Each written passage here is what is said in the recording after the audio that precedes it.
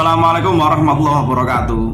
Kembali lagi di channel Mr. Ahmad Studio. Dan kali ini saya akan mengajak teman-teman untuk melihat, mereview sekaligus berkomentar tentang salah satu film yang dirilis pada tahun 2011 yang menceritakan tentang kolonialisme Jepang di China. Pada saat itu, pada saat perjanjian apa ya, pokoknya ada perjanjian antara Cina sama Jepang yang menghasilkan penyerahan tanah di pedalaman Taiwan. Di situ ada desa yang bernama Desa Wushe yang mempunyai suku-suku pedalaman. Orang-orang Jepang menyebutnya sebagai orang-orang liar. Kenapa dikatakan orang liar? Karena bisa dikategorikan mereka itu primitif. Hobinya itu bukan hobi sih. Orang sana itu dikatakan sudah dewasa, dikatakan sebagai pahlawan dan siap untuk menjadi pemimpin selanjutnya apabila ia berhasil mengkoleksi kepala-kepala musuh. Jadi di rumah kepala desanya atau kepala sukunya pasti banyak sekali koleksi-koleksi tengkorak yang dihasilkan dari kegiatan peperangan atau berburu kepala. Film ini menceritakan tentang seorang kepala desa bernama Monarudo, kepala suku Sedik, yang menjadi pahlawan karena ia berhasil menyatukan 13 dari 15 suku yang ada untuk melawan kolonialisme Jepang pada saat itu. Perlu teman-teman ketahui bahwa di Desa Wushe itu ada sekitar 15 sampai 16 kalau nggak salah itu suku, yang dimana suku tersebut itu saling benci satu sama lain karena faktor kekuasaan. Nah, biasa orang-orang di sana. Ya, dan kira-kira seperti apa filmnya, kita coba untuk nonton sekaligus berkomentar tentang film ini. Yuk, ikuti. Oke, cerita dimulai dari seorang bernama Monarudo. Namanya Mona cuma karena dia anaknya Rudo, jadi belakang namanya menggunakan nama ayahnya yaitu Rudo. Jadi Monarudo namanya.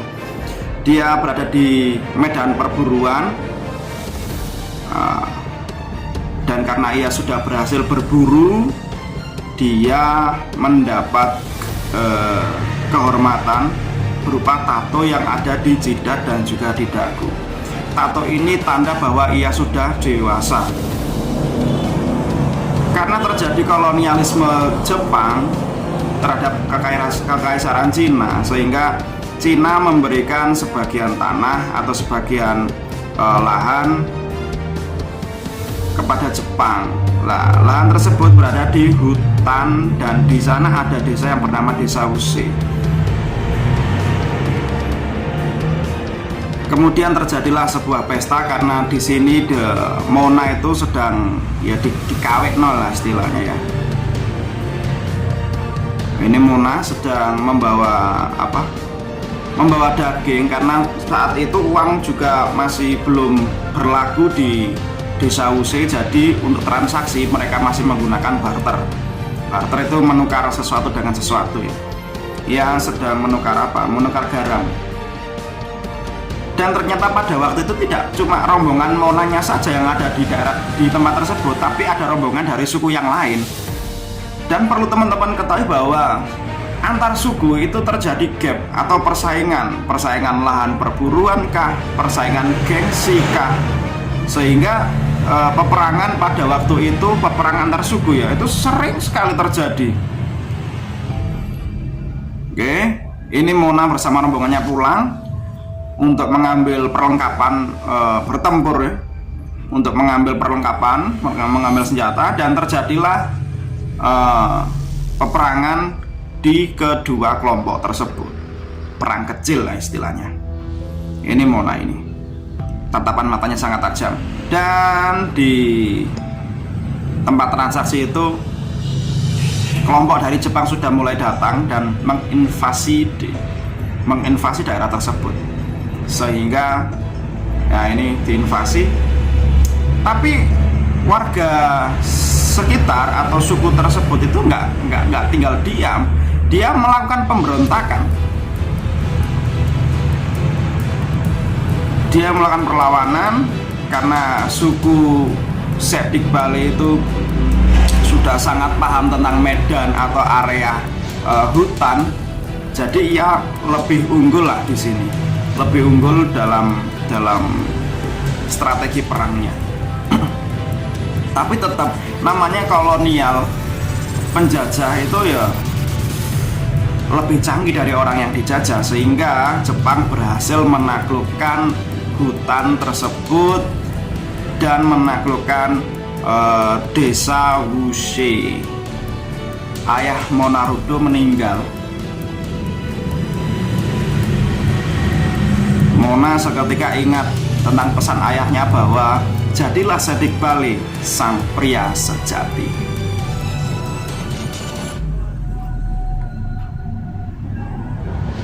Ini di Wushe sudah dikuasai oleh tentara Jepang, dan di sana suku Sedik dijadikan sebagai budak. Beberapa orang di suku Sedik juga bekerja untuk Jepang di kepolisian, di sekolahan, dan semacamnya. Nah, sekarang Mona sudah menginjak usia tua. Jadi menurut kisahnya, menurut ceritanya, Monarudo ini berawal di tahun 1930 dan berakhir pada tahun 1870 dan berakhir pada 1930. Jadi 50 tahun ya.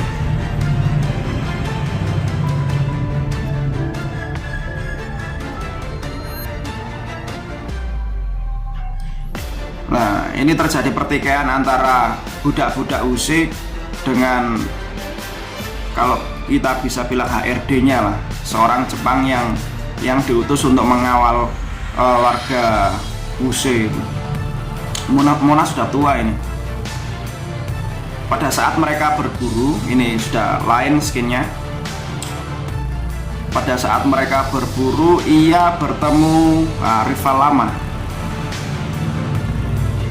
rival lama yang dipimpin oleh seorang bernama Temuwalis. Pada saat acara pernikahan,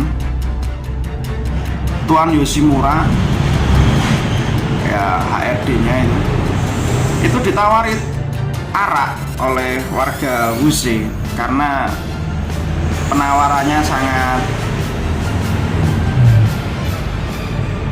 wah, sampai terjadi kekacauan nih. Nah, ini ada Mona ini, ada Mona.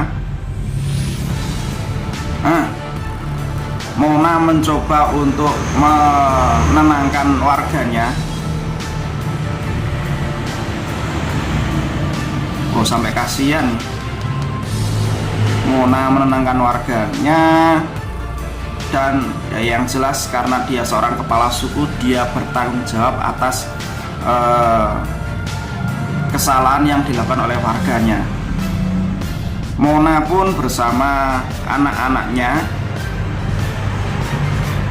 meminta maaf ke pihak yang terkait. Tapi apa yang terjadi? Orang Jepang malah menunjukkan keangkuhan dan kesombongannya. Mona dan anaknya tersebut kembali ke kampung, kembali ke rumah dengan perasaan jengkel, jelas jengkel. Nah, ini dua di antara orang Sedik yang bekerja untuk Jepang, tapi tetap dalam hatinya ia adalah orang Sedik.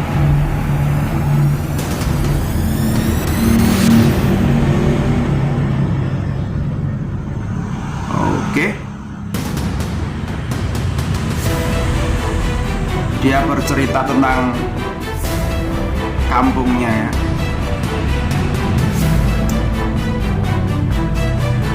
Skin berpindah ketika orang Sedik yang bekerja untuk Jepang tersebut menghampiri kepala suku, yaitu seorang Monarudo, di area perburuannya. Dia bercerita bahwa, Pak Mona, kenapa sih kita kok nggak tunduk saja ke Jepang kita? Yes, itulah. Tapi dalam hati seorang Munarudo, karena dia seorang kesatria sejati, dia tidak mau menyerah dalam penjajahan tersebut. Karena memang dalam hatinya itu nggak terima kok, ini kampung saya kok ngapain diacak-acak seperti ini. Singkat cerita, Mona pun didatangi oleh roh ayahnya dan bercerita bahwa Sedik Bale itu tidak boleh menyerah oleh keadaan, tetap berjuang bosku.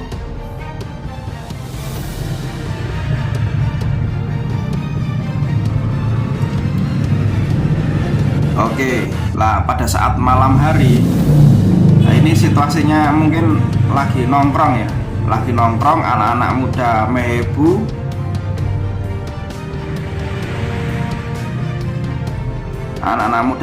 nongkrong, dan ya di situ mereka menyusun strategi karena memang ada rencana yang sangat besar yang disiapkan oleh kepala suku mereka, yaitu Monarudo. Rencana apa? Ya, rencana tentang pemberontakan, tentang perlawanan. Ini film seharusnya dibahas di sekolah-sekolah, minimal untuk memberikan wawasan, menumbuhkan leadership, mental building, dan semacamnya.